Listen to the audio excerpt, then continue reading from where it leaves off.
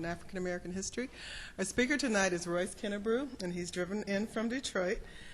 Formerly, he worked for the Museum of African American History there and public programs, and he was a teacher. Now he has his own business called the Kinnebrew Group, and he speaks on literacy issues, urban education, and African American history. Let's just welcome Mr. Kinnebrew now.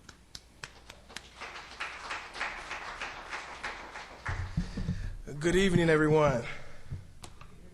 Boy, you guys were like a pause before you say good evening. I am excited to be here in Grand Rapids Community College. I never thought when I was an undergraduate at the University of Iowa majoring in African American World Studies and English that I would be able to speak to people literally all over the world about Black history. A little boy growing up on the east side of Detroit, teaching in a classroom in Brazil to people about Black history, or speaking in a conference in Coventry or Liverpool or Nottingham, England, speaking about Black history, or on last week speaking at Department of Justice, Department of Health and Human Services, DEA, speaking about Black history, even at Jackson State Penitentiary speaking about Black history. It has been the love of my life. What we're going to do here today, there's a program that I have written, and it's called Songs of the Underground Railroad. And what we're going to do today is we're going to look at, talk about, and understand slavery, the Underground Railroad, and music, all in its totality, how it makes up the experience, because I know that the Underground Railroad is an important project that's going on here in this area with some of the libraries and the colleges and things of that nature. But the way I will start is with a song, if you don't mind. And it goes like this. No more auction blocks for me. No more, no more, no more auction blocks for me. Many thousand gone. No more tattered clothes for me. No more, no more, no more tattered clothes for me, many thousand gone. No more master's lash for me, no more, no more, no more master's lash for me, many thousand gone, many thousand gone, many thousand gone.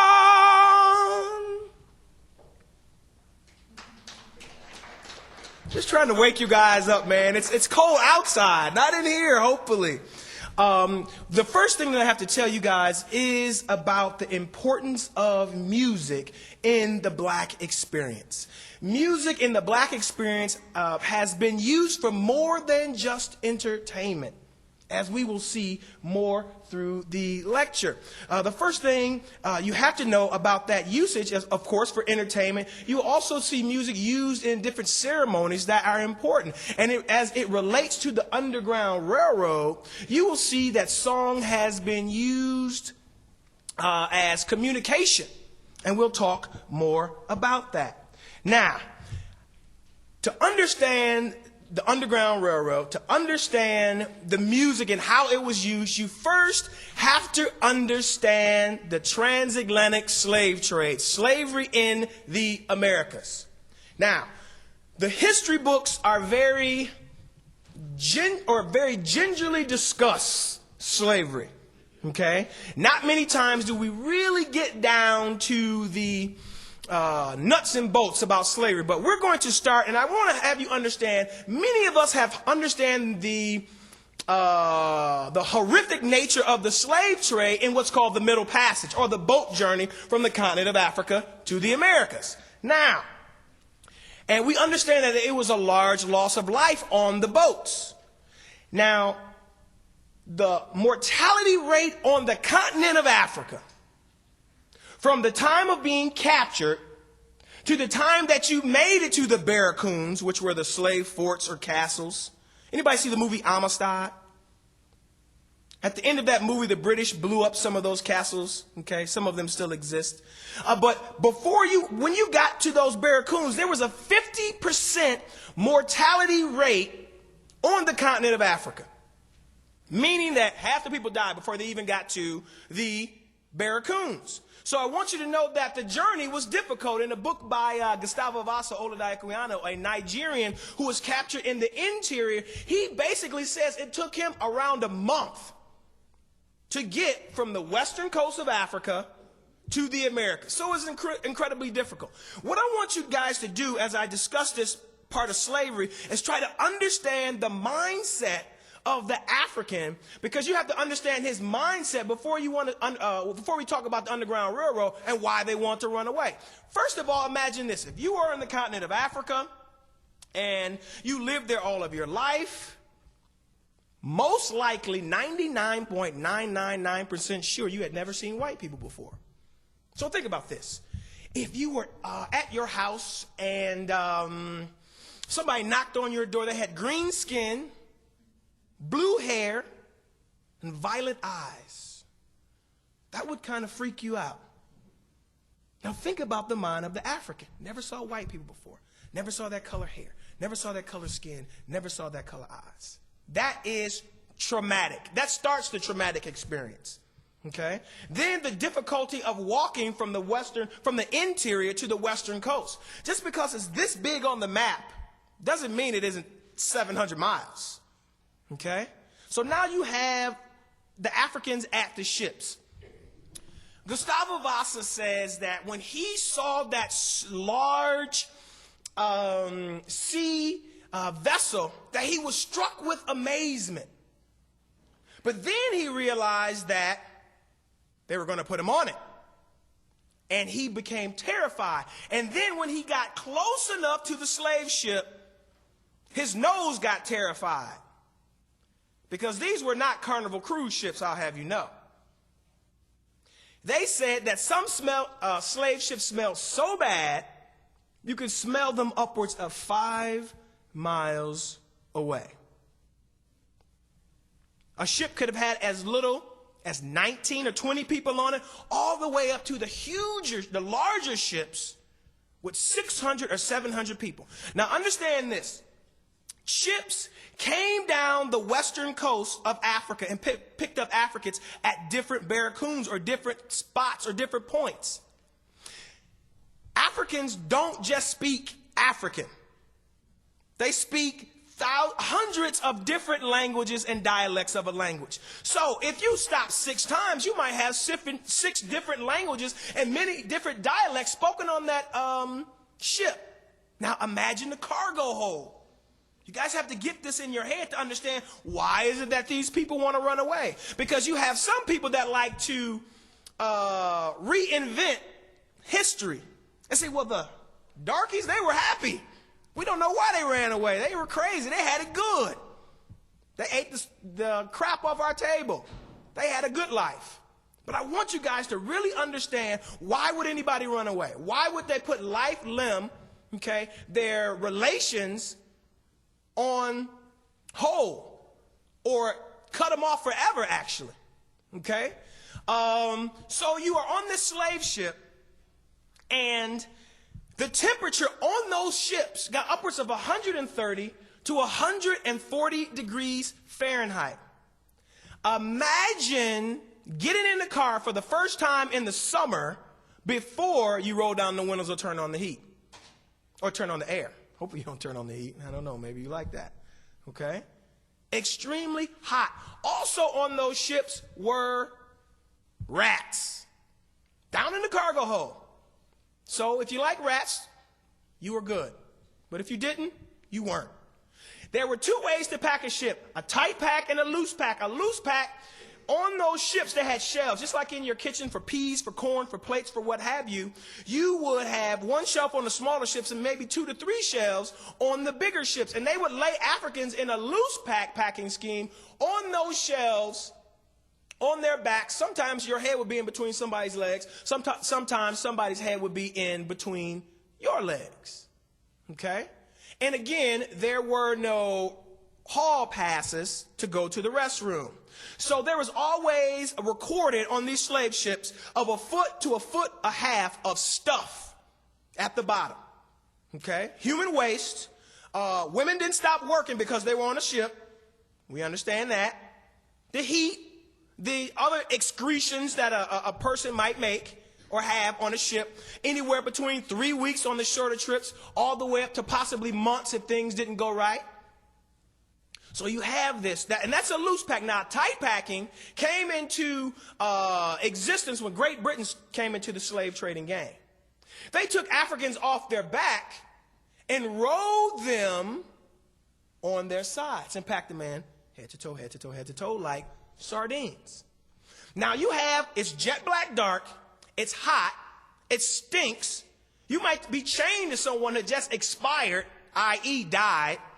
You got rats on the ship. You got the gook at the bottom of the boat. You have no windows blowing anything in there, no air. Okay? You have people screaming out in different languages that you don't understand. Think about how you felt the first day you went to Spanish class and you didn't understand. Okay? That's the experience on the ship.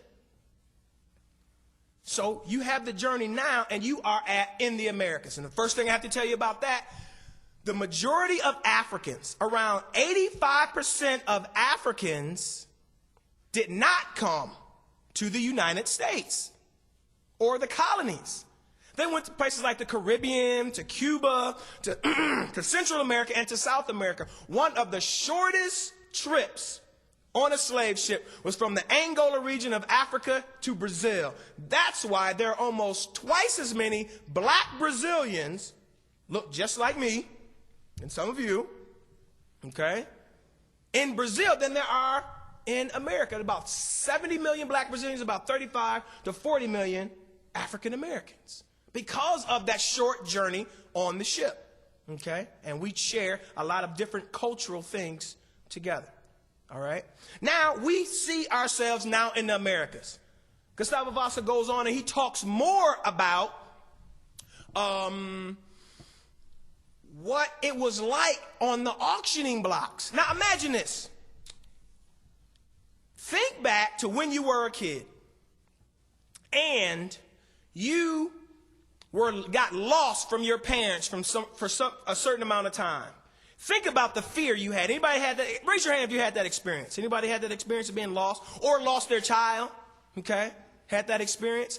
Now, think about the fear just that you would have for being separated from your parents, let alone being made to walk halfway across the continent, being put on those funky ships, and now going to the auctioning blocks. Okay? And having more separation anxiety. All right?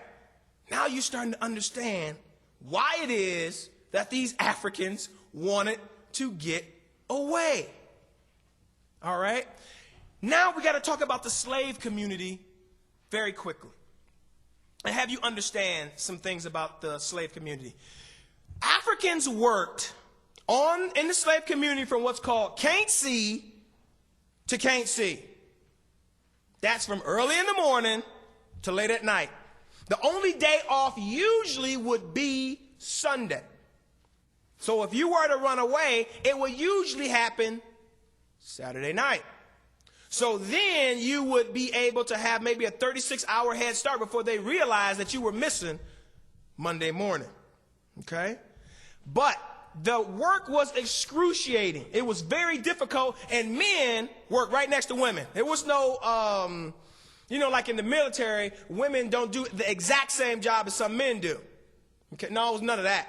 Women, even if she had a child, would be made to do that back-breaking work with the child strapped to her stomach or strapped to her back.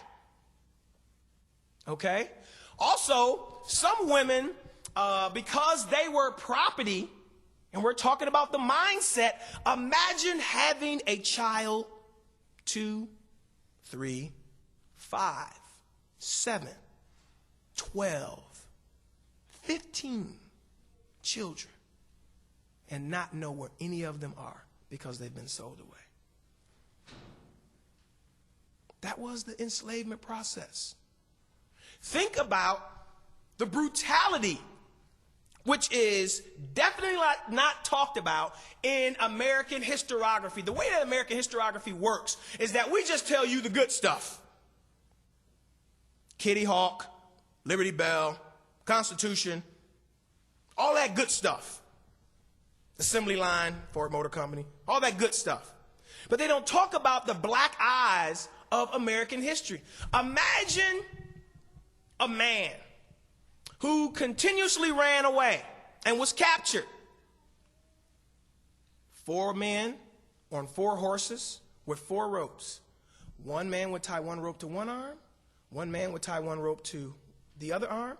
One man would tie a rope to one leg and a rope to the other leg. They would get on those horses and they would ride in different directions and dismember this person. And what they would do, they would get the children and the women that were pregnant to stand in the front and make sure they had the best scene or the best view. Why the pregnant women?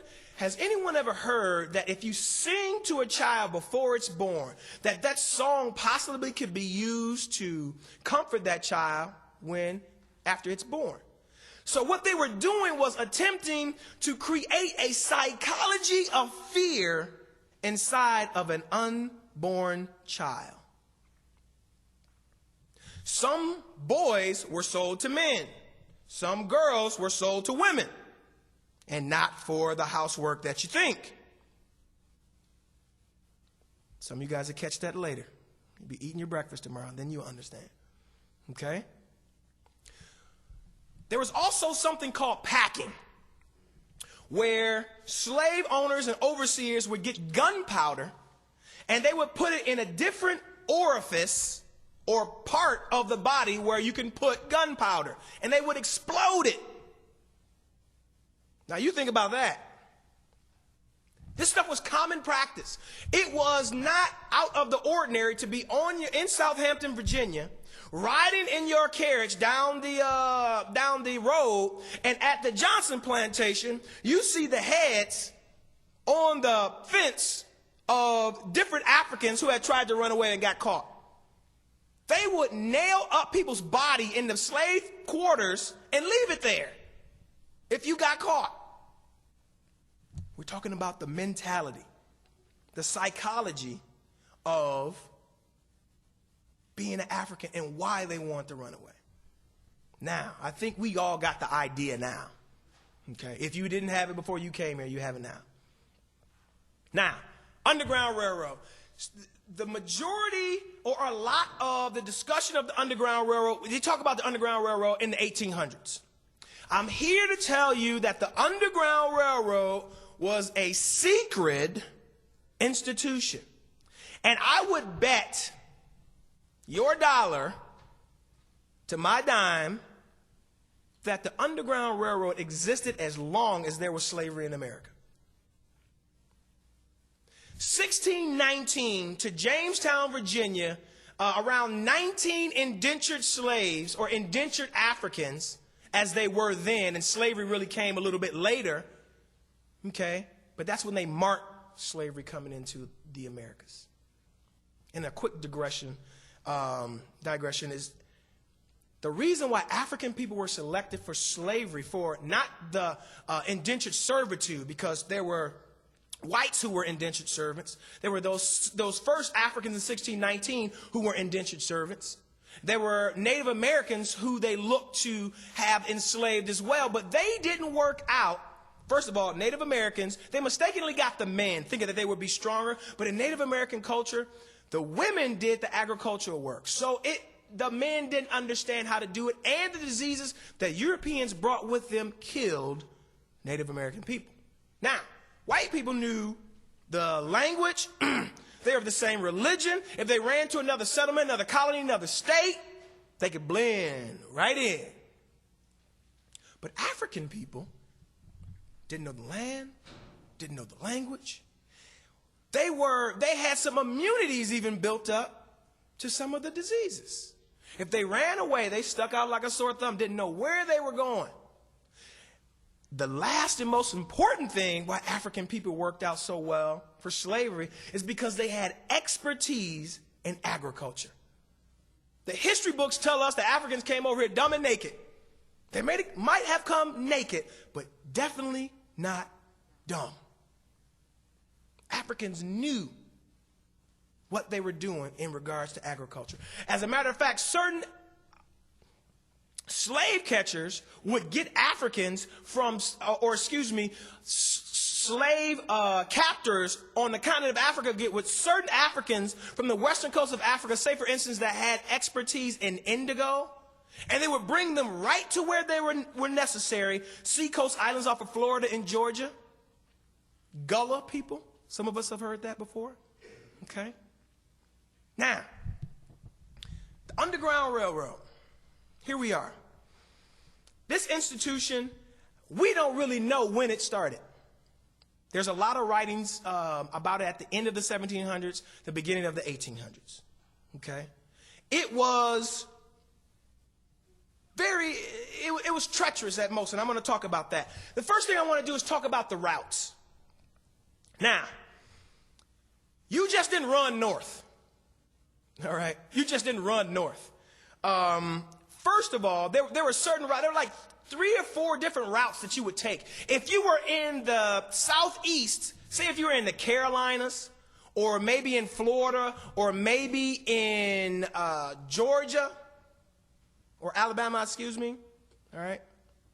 You would go up usually the eastern part or the eastern seaboard. Now, that's the route that Harriet Tubman, Frederick Douglass, and a couple other famous African Americans that we know of, that's the route they used. But if you were in the middle states like Georgia, possibly, maybe Mississippi, you would come up the middle, all right, through Kentucky, through Tennessee, coming up through Ohio.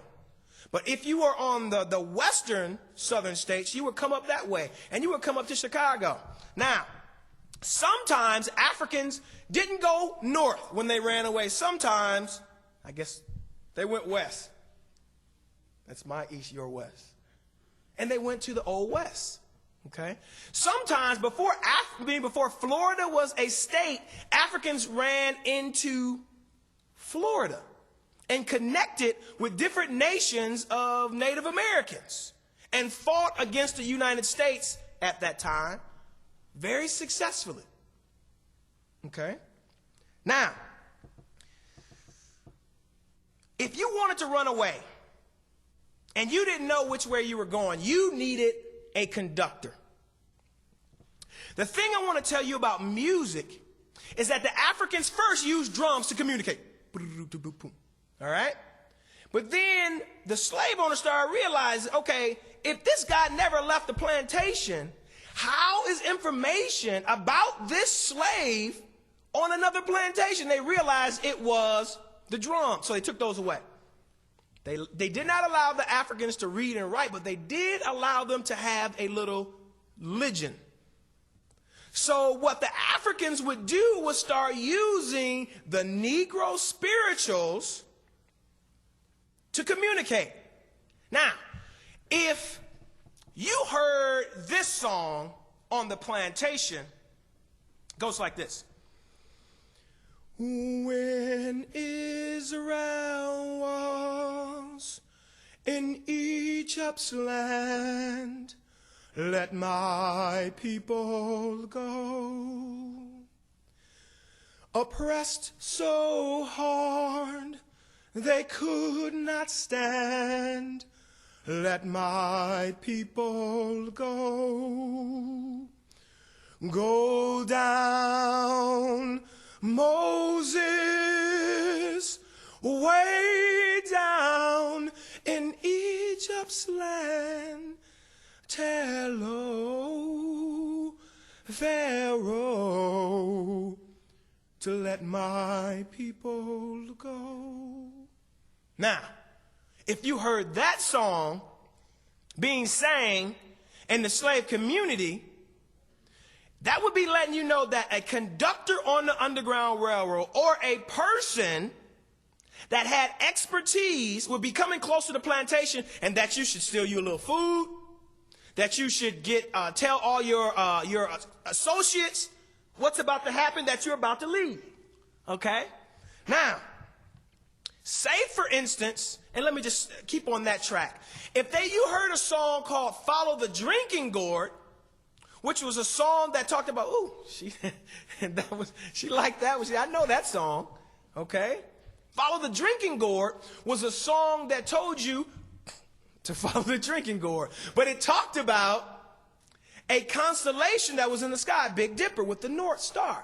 So they were giving you information while they were working on the plantation. You couldn't be standing next to your friend Jeb and say, Jeb, I'm running away tonight. So they use those Negro spirituals. How about this song?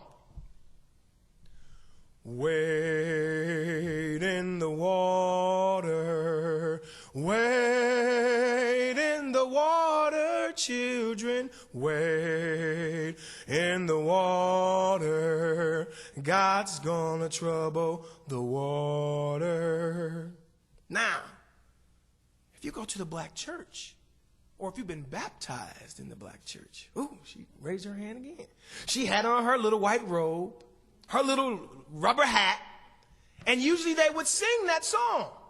But if you were in the slave community and you heard the Africans working, they were giving you some more information that if you heard the slave catchers coming with the dogs, that you should get down into the water, because the water will wash away your smell, wash away your tracks, wash away your scent. Okay? What you have to know is that with music and language, African people throughout the black experience have used music and language to their benefit. In these songs, you would hear code words. The code word for Canada, and I will let you know for certain parts of the slavery, Canada did have slavery. Stop thinking that's just wonderful up there. I know there's no litter, but they did have slavery for some time. Okay? The code words they were used for Canada were up yonder, heaven, the promised land. So if you heard any of those songs using those words, that's what they meant. The Ohio River separating Kentucky and Ohio was called the Jordan, the Red Sea, because it was supposed to be significant that when you crossed it, you were coming to a better place. Okay? And some Africans, in some of their testimonials, would say that they had these out-of-body religious experiences when they crossed the Ohio River. Now, if you had seen people dismembered, you had seen people beaten crazy, sexually abused, okay? Another short digression. Al Sharpton, I don't know if you've been watching the news.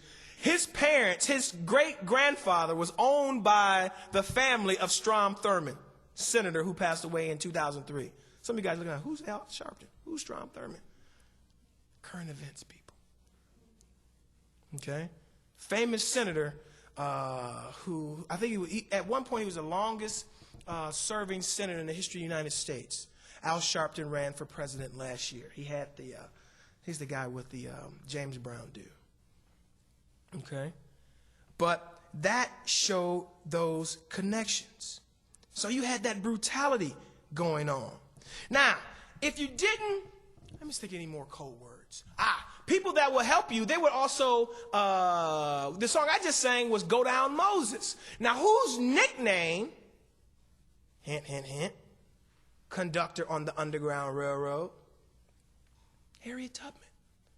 They were singing about Harriet Tubman when they used the word Moses. Okay?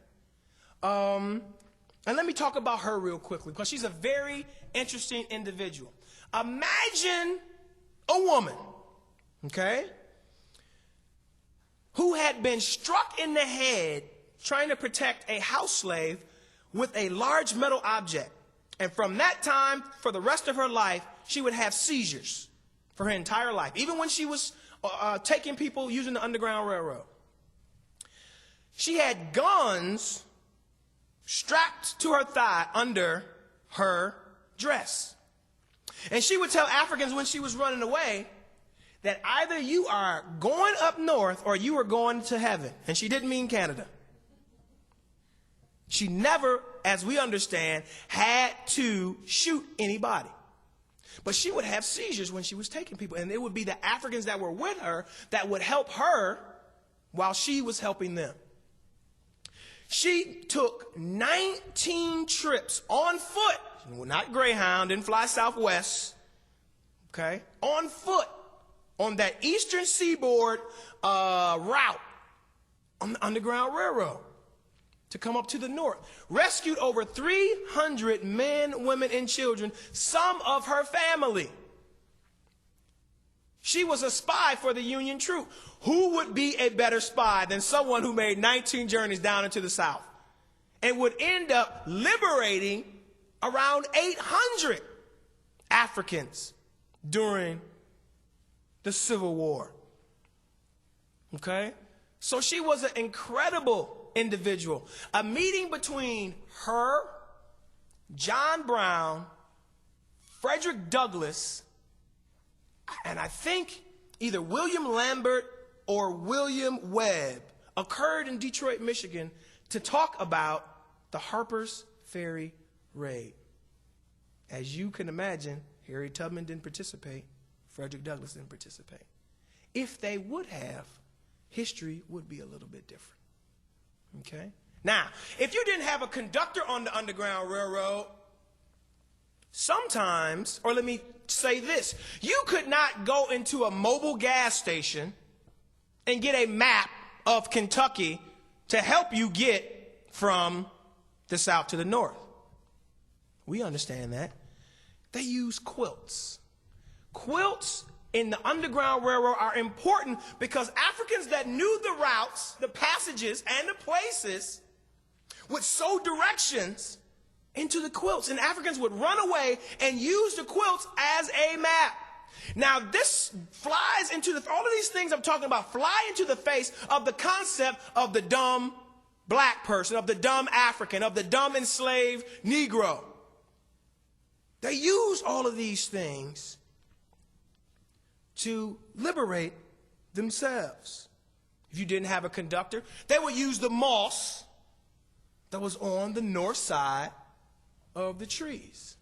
Now, let me talk about safe houses, because safe houses are very important in the Underground Railroad. Now, a safe house is a place where you went to get food, shelter, directions as you went on to the next safe house. Usually safe houses were about 15, 20 miles apart. But think about this. Now, if you were captured, you were in trouble for sure. I mean, come on. Anything could have done to you if you were captured. And imagine coming up to this house and you're by yourself. Sometimes they would put like a rug on the porch a certain way. Certain times they would put a rocking chair on the porch a certain way. Sometimes they would put a lamp, meaning a candle, in the window. And you had to bargain all your chips on, did this person just put this candle in the window, or are they sympathetic?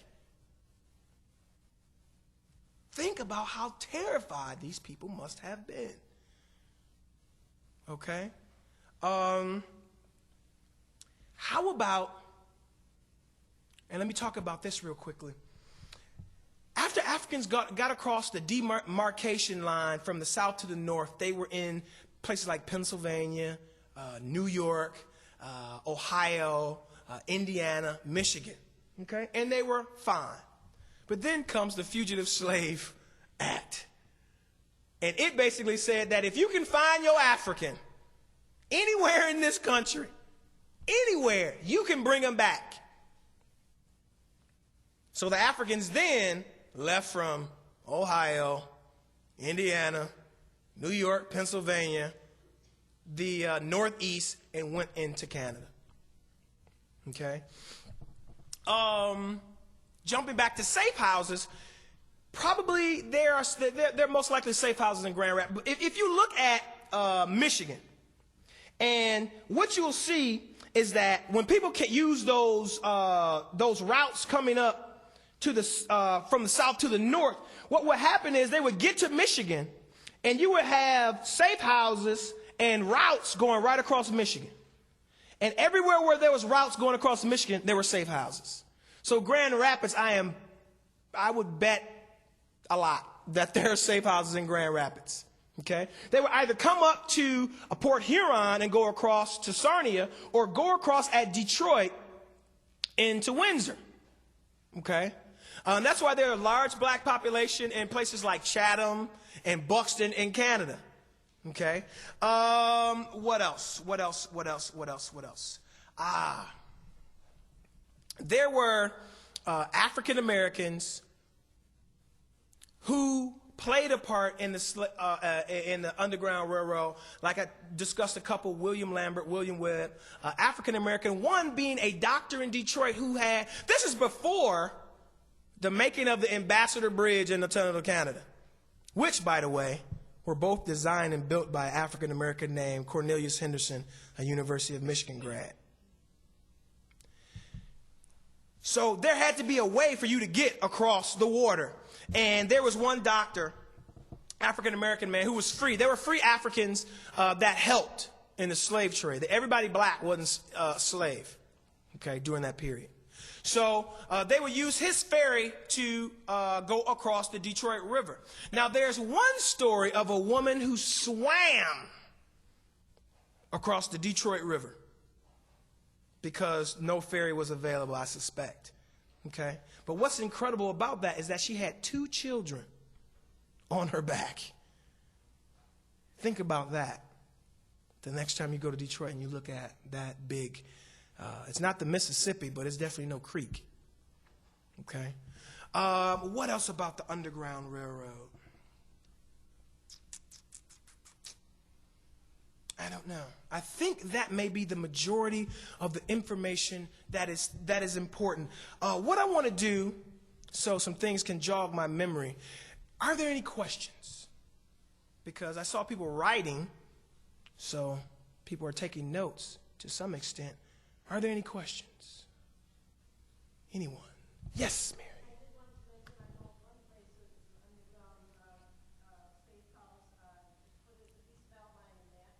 Mm-hmm. Okay. Now, there is a safe house in Detroit that you can go and visit. It's called Second Baptist Church. And they have a tour that you go into the church. It's a functioning church. People go into the church, but they have parts of the church where you start going down the steps, and it starts looking 1800-ish. And they have these rooms, these small rooms where they would hide Africans during that period. So that's a place that you could visit. Also, there were people, whites, who were sympathetic to the slave trade all of the time. William Lloyd Garrison, we know. We know John Brown. We know Quakers were sympathetic. They believed that slavery was an abomination. Okay? And before I get done, I also have to talk about Abraham Lincoln and the Civil War. All right. Abraham Lincoln is quoted as saying, "If I could save the Union without freeing any slave, I would do it. If I can save it by freeing all the slaves, I would do it. And if I could save it by freeing some and leaving others alone, I would also do that." I want you guys to understand that the Civil War and Abraham Lincoln, African people were not the first thing on the mind of the country or of Abraham Lincoln. That is a misnomer. That is not true. As a matter of fact, Abraham Lincoln was a part of what's called the American Immigration Society. And it's not the immigration that means coming. It's the immigration that means going. He was a part of an organization that wanted to get all the Africans, all the black folk, and send them to the Caribbean. Not back to Africa. That's too far. That's too much money. To the Caribbean. Somewhere it was closer. Okay? And the reason why slavery wanted to be outlawed by the North is because the 3/5 of a person clause would give more representation to places in Congress that had slaves. So that's why slavery was looked to be abolished, because it gave too much voting power to people in the South. There's a book called The Real Lincoln by Michael, I think his name is D. Lorenzo. Read that book. Hear how this individual suspended habeas corpus, okay, meaning that you get some rights after you get arrested. You get to have a lawyer. You get to have your day in court. Well, they suspended that. Okay? How about the fact that some newspaper man in the North that spoke out against the war, federal troops came to their newspaper, took them out and put them in jail. Period. That happened in our country under Abraham Lincoln. In that book, they talk about the Scorched Earth Campaign. It's one of the first times that had ever been used, when troops would not just fight against enemy combatants of the South, meaning soldiers in the South, they fought against the South and the people, where they would burn the barns, burn houses, where the people were starved to death. That's why the South, when you see the people doing the reenactments in the Civil War in the South and they make themselves win, that's why they can't let it go. Because what the Union troops did was starve the children and the women and do other things to the women. That's part of American history that we don't even know about. So I think that is all of our discussion about the Underground Railroad. There's some other songs that are important that we know of. There's one called Swing Low, and we know that song. Swing low, sweet chariot, coming for the carry me home. Swing low, sweet chariot, coming for the carry me home. Look at the angels coming after me, coming for to carry me home. And the angels would be, i.e. the conductors on the Underground Railroad. And the Swing Low Sweet Chariot would be the Underground Railroad or the conductor. And of course we know that it wasn't a real train with real tracks and things like that where you had to have a ticket. Okay? It's just places, people, passages that were sympathetic from you getting from the South to the North. Okay? Any more questions? Yes.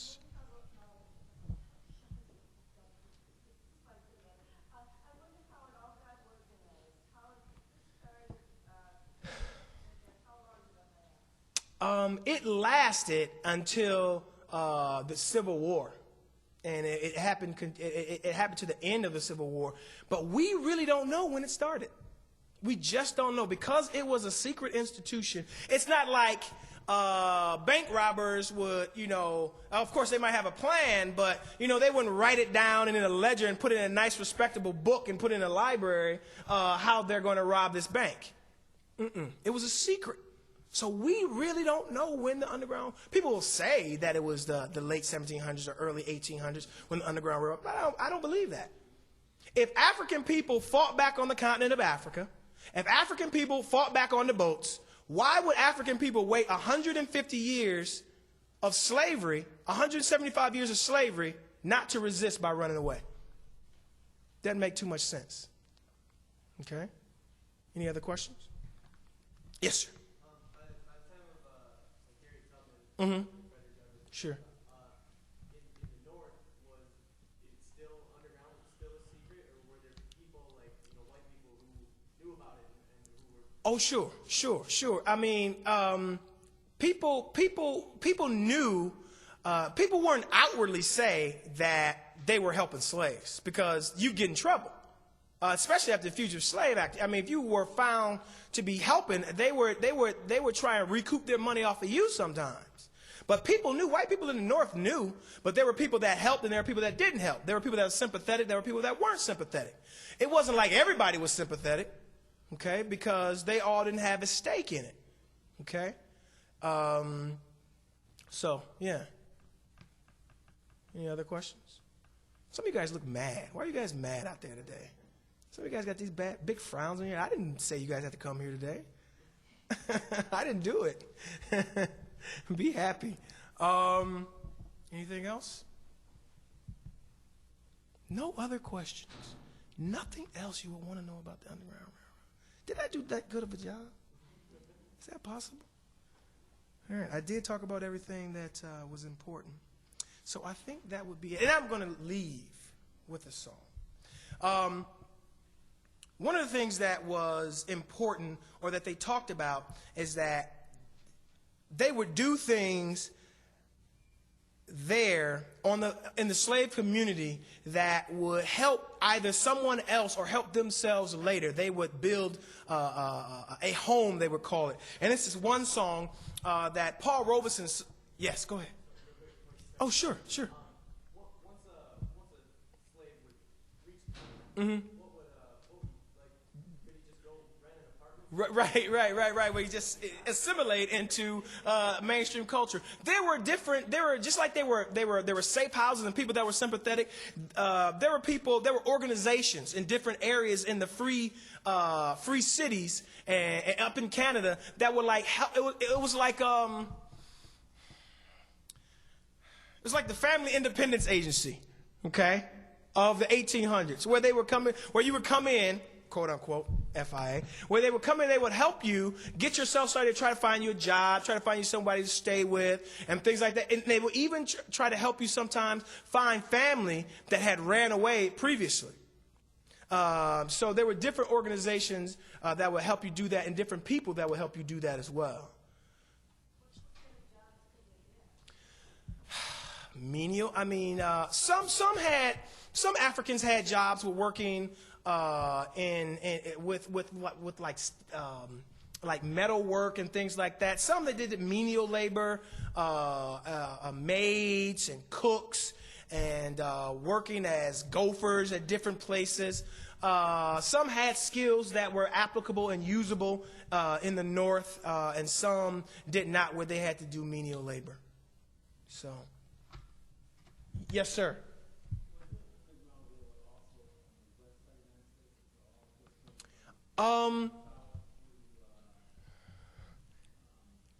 To Northern America. Yeah, see, there was one route that I spoke about that went from the South and went out to the West. That's why there were large populations of Africans in the Old West. I think 50% of quote-unquote cowboys in the Old West were Africans, were black. Many people don't know that. And one of the reasons is because a lot of Africans went to the Old West. The Buffalo Soldiers, who were actually, I don't know, some of them were runaway slaves, but some of them worked in some of the Native American wars that occurred out in the Old West. So there were some Africans that went away from the South and went to the West and didn't come up as we think of the Underground Railroad to the northern states and to Canada, but they went out to the West. Yes, ma'am.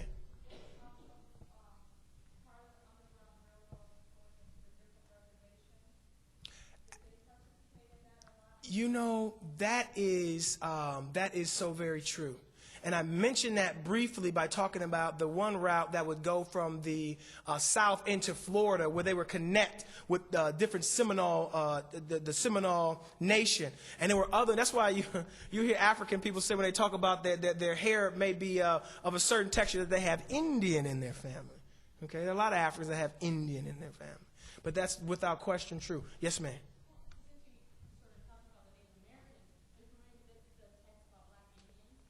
Nope.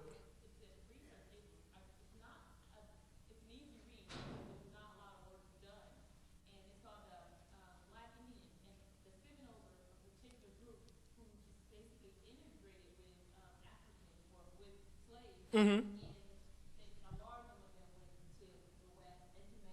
Sure.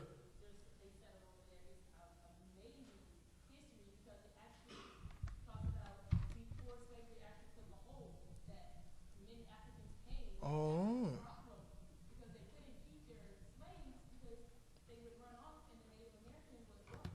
Yeah.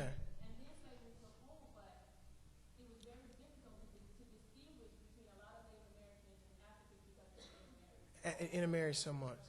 Who wrote that book? Huh? Okay. Okay, that's good. Anyone else? Yes, sir? Mm-hmm.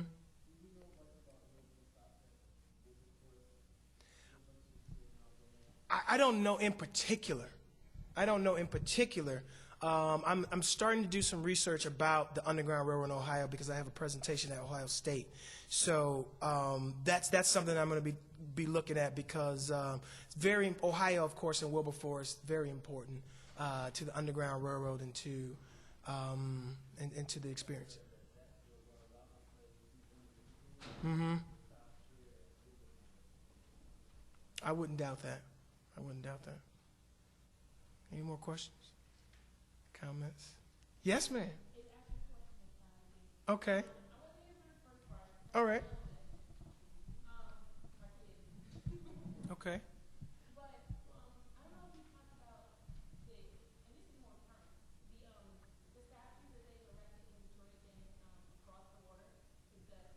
Nope, didn't talk about statues.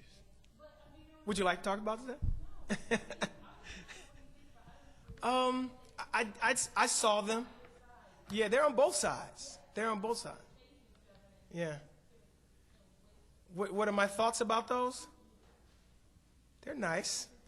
They're nice looking statues. You know, it's interesting to me, and I want to say this. I'm glad you said that. Statues are wonderful. But guess what? Slavery was about money. In a book called Black Labor, White Wealth, I don't know if you guys have read that, where Dr. Claude Anderson, he talks about how much money was actually made in the slave trade. He doesn't say millions of billions of dollars. He says trillions of dollars were made in the slave trade. And this money is still here today. A lot of companies that benefited, a lot of families that benefited from the slave trade are still here today.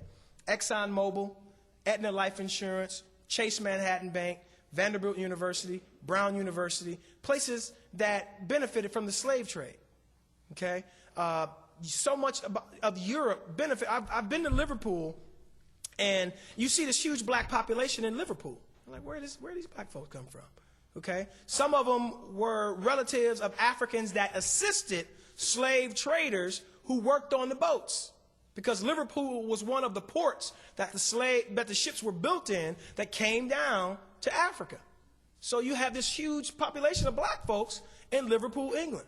But the point is that these Liverpool, different cities, port cities in Europe, in South America, where they were that small. But they made their money by building ships, and now they're these huge places. The thing about that, you know, statues are great, but let's talk about how do people get remunerated because of the slave trade? And is that possible? Is that really possible? And if it's possible for Native American people, if it's possible for Japanese American people, if it's possible for people of the Rosewood Massacre, why isn't it possible for other African Americans? Why is that so crazy of a thought? Because what can you give back African people that for participating for free for several hundred years of making this country? When you find out that African slave labor built the Congress, the actual building, most of Washington, D.C., the actual buildings. We gonna give back the buildings? I don't think so. So while statues are wonderful, that there are some tangible things like the money, which is the most important thing. One African boy in the transatlantic slave trade was able to pay the slave ship captain's salary for the entire year. And you talk about 12 to 15 million people that actually survived the journey and made it here.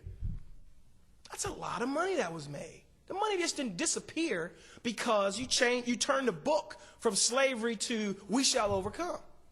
It's this disconnection that we have in American historiography where we don't show the connections between these historical episodes and their significance today. People don't want to talk about the significance of the slave trade. There are people that still are living comfortably because of the slave trade. Give me some of that money. 40 acres in a Mercedes-Benz dealership, I'll take that. All right. So I guess I will end with this song, if that's okay.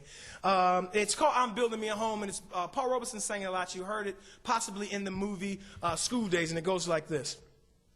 I'm building me a home. I'm building me a home.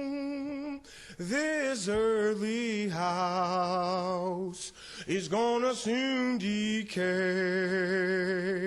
and my soul's gotta have, oh Lord, somewhere to stay. When you hear me shouting, I'm building me a home. When you hear me shouting, I'm building me a home. This earthly house is gonna soon decay, and my soul's gotta have, and my soul's gotta have somewhere to stay. Thank you.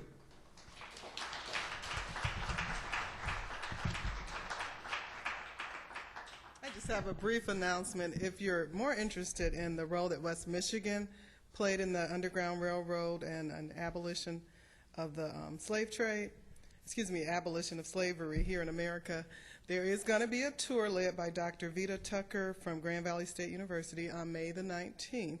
It's $34, and it's going to talk about abolitionist activity in Grand Rapids, Grand Haven, and Muskegon. And we're going to take a trip down to Cass County, Cassopolis, and areas in that area down in southwestern Michigan, where there were a lot of stops on the Underground Railroad. So I do have that information here. If you're interested, seating is limited, and there is talk of having another trip later in the summer. Okay? Okay. Oh, I brought some African-American memorabilia, some scenes. What they are is they are like magazine covers of different episodes from like Life magazine. We have Dr. King, Angela Davis, other African Americans. And if you want to like buy it and frame it, you can do that, and they're very, very inexpensive. So what I'll do is I'll break them out and show them somewhere over here. Okay. And if you're interested, you could take a look, and if not, then that's okay too. And thank you guys for coming. I really appreciate you being a great audience with great questions and very patient with me. Thank you so much.